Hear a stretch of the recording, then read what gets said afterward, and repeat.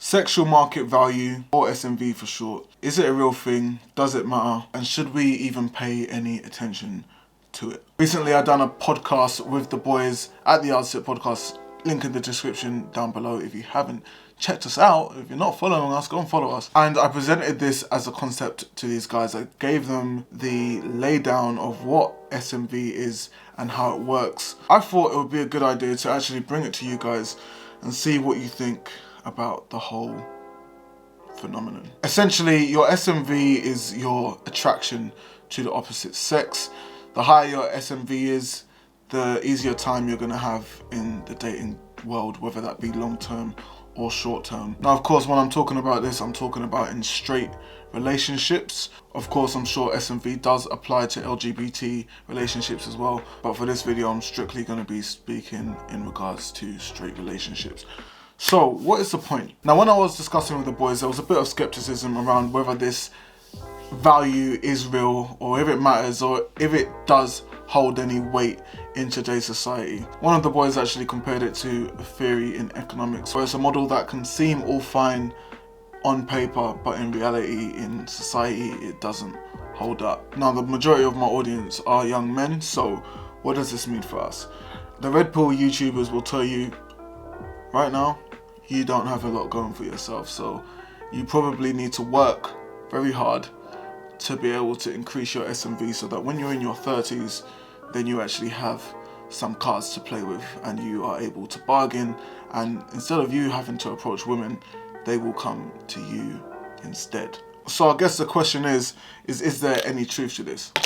Now, I've been looking into it, and off the bat, I would say yeah, but it's not easy to find scientific proof or evidence that supports the theory because it's a very massive grey area. Now, everyone's SMV is gonna depend on their individual characteristics and their situations. When I googled SMV and trying to find a graph, particularly for the podcast artwork, but I'm most likely going to use it for this thumbnail as well, I was presented with graphs that just show men versus women over time, how their SMVs tend to peak and plateau and dip, mainly across age. And generally speaking, SMVs seem to be pitted against age, tracked against age. And the common notion that you'll hear is that women peak in their SMV early on in life, in their 20s, and then it goes down. And men end up peaking later on in life from their 30s to 40s, but it never actually gets quite as high as women's. Now, the problem with this model is that it assumes that all of the characteristics that women desire, you're gonna have once you get to ages 30 to 40. But you might not, alright? Especially if you're not putting in the work to be able to achieve these characteristics later on in life.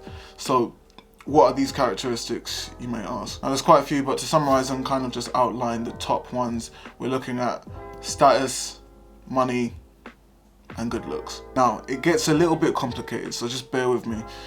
These three traits will vary depending on whether a woman is looking for a long-term or a short-term relationship.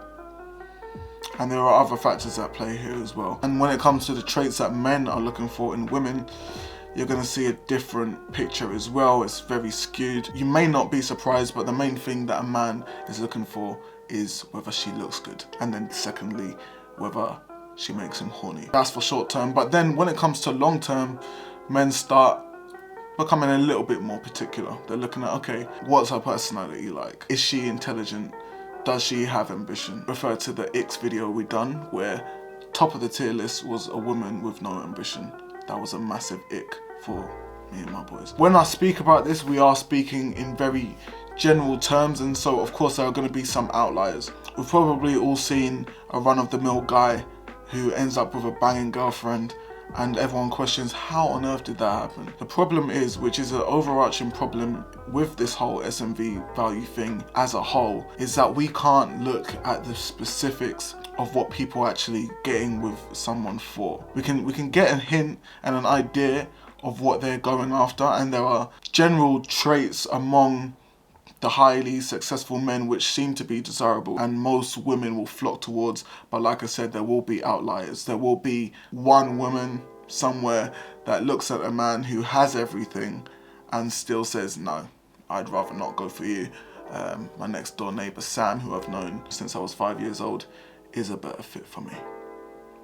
But it doesn't happen often, especially when it comes to the few studies that are behind this whole SMV thing. It's mainly to do with surveys, and so people will lie.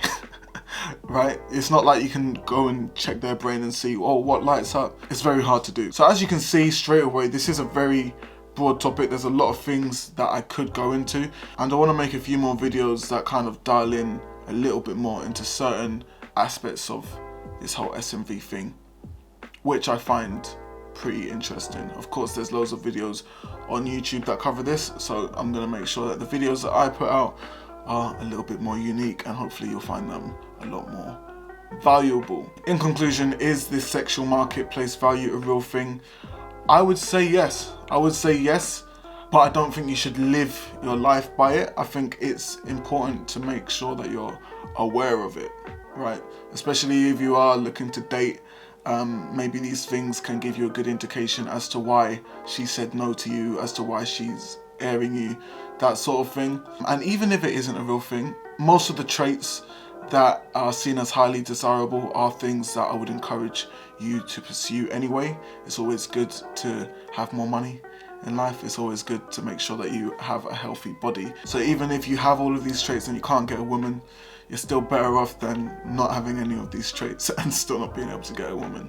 You feel me? Chances are that's not going to be the case. So anyway, I'm just talking in hypotheticals. Anyway guys, if you enjoyed this video, please make sure to subscribe. Leave a comment down below. Do you think that having an SMV is a real thing or not?